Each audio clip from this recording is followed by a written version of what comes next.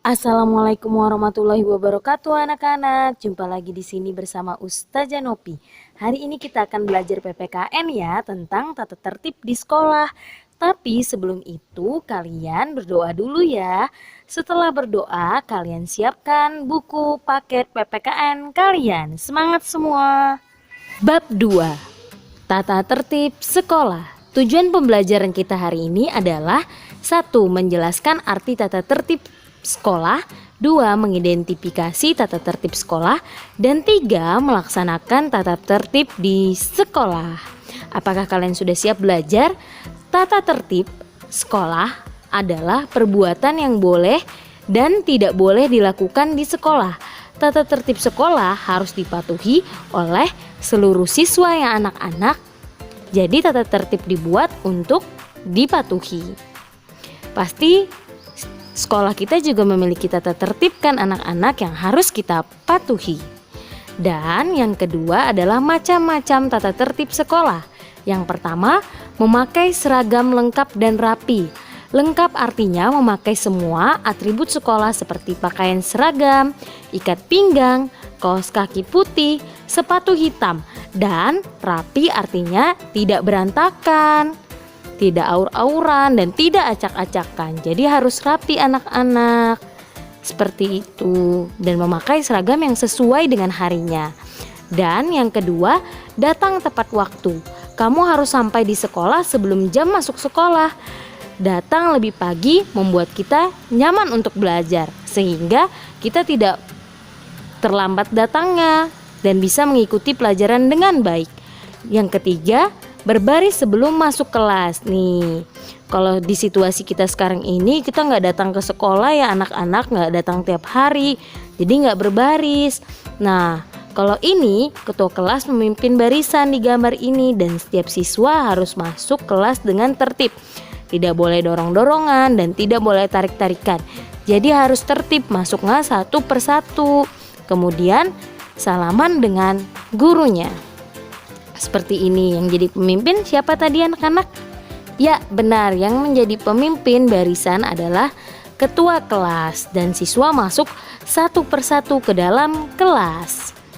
Dan yang selanjutnya adalah berdoa sebelum belajar. Kita adalah ciptaan Tuhan. Kita harus rajin berdoa kepada Tuhan. Berdoa sebelum belajar dilakukan agar kita mudah mengerti pelajaran. Setiap siswa berdoa sesuai agama masing-masing. Tetapi di sekolah kita berdoa menurut agama Islam. Mengikuti upacara bendera. Selanjutnya, upacara bendera dilakukan untuk melatih sikap disiplin kita anak-anak. Siswa yang juga belajar bertanggung jawab dengan menjadi petugas upacara bendera. Jadi mengajarkan kita untuk bertanggung jawab terhadap tugas yang diberikan. Mau itu pengibar, mau itu pemimpin upacara, dan tim paduan suara. Apakah kalian pernah menjadi petugas upacara? Yang selanjutnya, menjaga kebersihan sekolah. Kebersihan sekolah dan kebersihan kelas dan halaman sekolah harus dijaga. Kelas yang bersih membuat kita nyaman untuk belajar.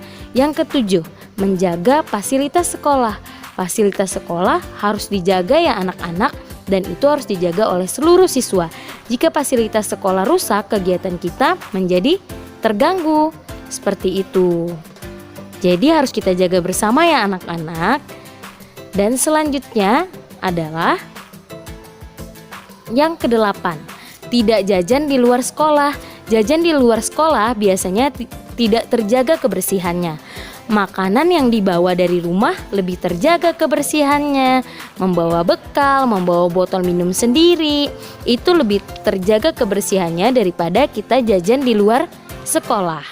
Apakah kalian juga membawa bekal saat ke sekolah anak-anak? Dan yang terakhir adalah izin tidak masuk sekolah dengan memberi kabar kepada guru. Jadi guru tahu alasan kita tidak masuk. Jika ada tugas, teman bisa mengabari.